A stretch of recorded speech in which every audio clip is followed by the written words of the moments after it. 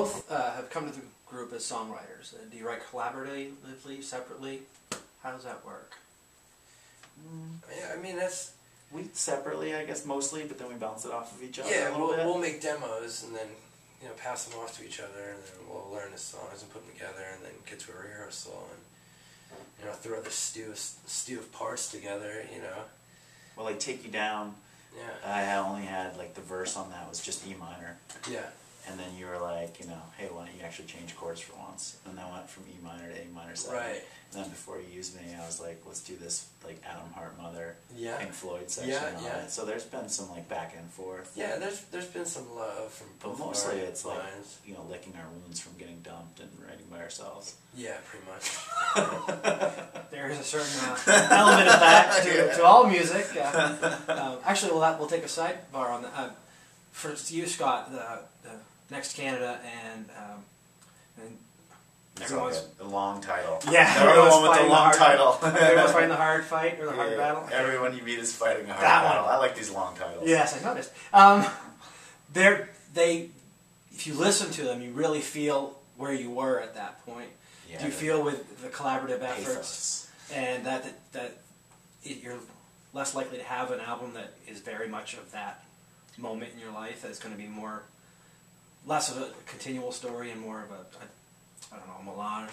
I think I'm trying to, like, I kind of went through that phase of, like, super personal songwriting and then tried to perform it live and then was totally embarrassed by it, you know, and that's kind of why this whole project started, like, you know, in some ways for me it was just kind of like, I don't know, trying to find a different outlet for songwriting in a way, to try to get away from the super personal, confessional kind of a thing, which is fun to write and seems to be like the first thing that a lot of people write, you know what I mean? Mm-hmm. I think that's the easiest first way to write, and then with this band it was kind of like, let's try to get outside of that and try to write in a totally different way, you know, try to write with a rhythm in mind, or with a guitar tone in mind, or a band in mind, or Saturday night with a lot of whiskey involved in mind. Mm-hmm. You know, like, you know, you're trying to write and you're like, well, this is cool now because it's Monday in the middle of the day and no one's around, but like, what are people going to want to hear on Saturday night when they're all revved up and looking to go out on the town? You know what I mean? So that's kind of what this is for me. And still, this confessional one's still come out, but I'm keeping them tucked away for now. Excellent. Any more on that topic? No, he said it all. He said it all? Yeah. He did. Well, because you write those songs too. We both have like a nice nest of those. Well, it's the human experience. That's the point of an artist, right? Is to try to take their experience and share it and let other people have, like you said. Yeah, but it's cool to, like, I think Grace does it really well in a way where, you know, I've learned from her songwriting of just like trying to write something that you feel, but then connect it, to put it out there in a way that other people can, you know what I mean, also feel like they wrote the song or they're part of the song. And sometimes you can get too confessional where it's like only about your experience, and yeah, you gotta hide it a little bit, I guess, or present it in a way that people can kind of, like Jeff Tweedy writes incredibly confessional songs. Oh man, yeah, he wears it on his sleeve. But but somehow, like, listening to it, you feel like it's not embarrassing to listen to it or something. Yeah. You gotta make it, like you said, man, you gotta make it somebody's song, you know, like you gotta sing it for everybody. Sky Blue Sky. As a married person listening to Sky Blue Sky is like, oh yeah, God, yeah. I don't ever want to be that way. I don't ever want to have to feel that way. Oh, he's got some rough songs about his relationship. Yes. Oh wow. Some harsh moments. But everyone can live through it. That's the point. You know what I mean? Like the listener. Or they do a thing like on Summer Teeth where it's like he contrasts it with super happy, like catchy poppy music, you know? It's like, oh, I just need a shot in my arm, another shot in the arm or whatever, you know? Something in my brain's bloodier than blood. Everyone's like, ooh. The Decemberists tend to do that too. Like, it's a happy song, but it's, you know, I just murdered my kids. Hey. Okay. That's a nice way to get it through. That's what, you know, everyone's got their way, I suppose. All right. When you're writing, do you plan out with Matt, Steve, and John's parts, or do you let them flesh them out with you? We have in both ways. Yeah, we have a general idea on like how it should groove, and then, you know, it's like they're incredible musicians, so they can just put their own spin on it, you know. But like everyone, all the songs basically set up the feeling.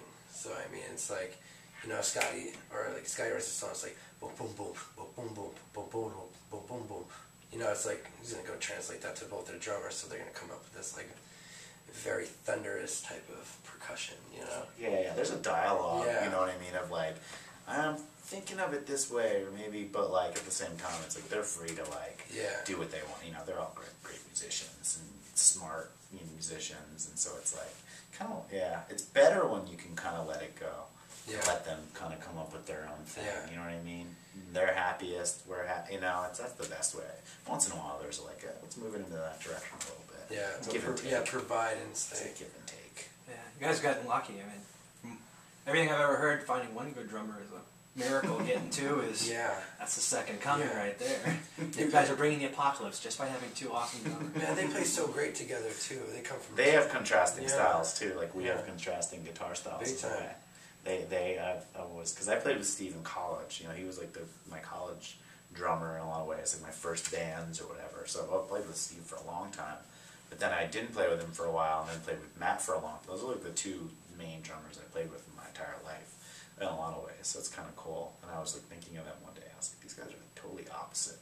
They totally complement each other. You know what I mean? Their strengths are in just different areas than the other one. It's like they rarely go for the same fill. Oh yeah, definitely. So. But they're both definitely very strong, very just aggressive players, though. Yeah. You see these guys up on stage in these bands with these huge kits that are just, but both Matt and Steve have fairly small kits, and they just make it sound huge. So it's awesome. It's all the kick drum and the snare, man. Screw all those little toms and bells and whistles. It's like, you're fun. Meat potatoes. Yeah, absolutely. I had help with this question, so please don't come at me and try to strangle me if you don't like it. Is After All We're Only Human a secret Blue Oyster Cult song they never recorded? That's hacker written all over it. If so, doesn't it need more cowbell? Holy shit. Get fucked. Get fucked. That's my answer to that one. No, let that one go. You get all puffed up like a peacock. We're going to be bleeping the hell out of this on YouTube. Take it down. Oh, no.